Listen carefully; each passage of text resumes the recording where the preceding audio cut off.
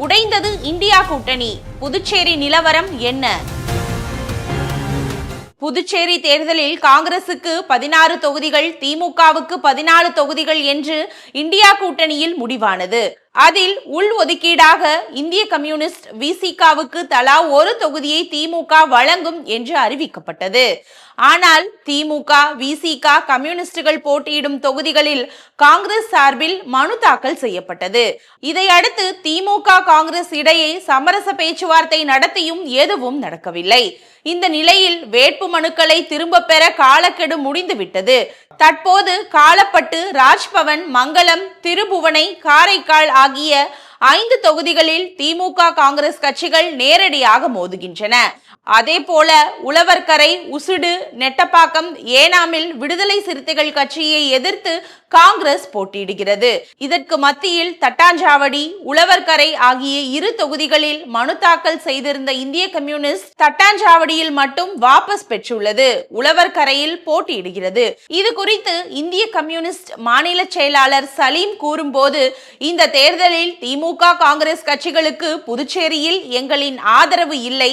விசிக, Marxist, மதிமுக கட்சிகள் போட்டியிடும் தொகுதிகளில் ஆதரவு அளிப்போம். நல்ல சுயேட்சைகளுக்கும் ஆதரவு தருவோம். வலுவான இந்தியா கூட்டணியை காங்கிரஸ் உடைத்து விட்டது என்று தெரிவித்தார்.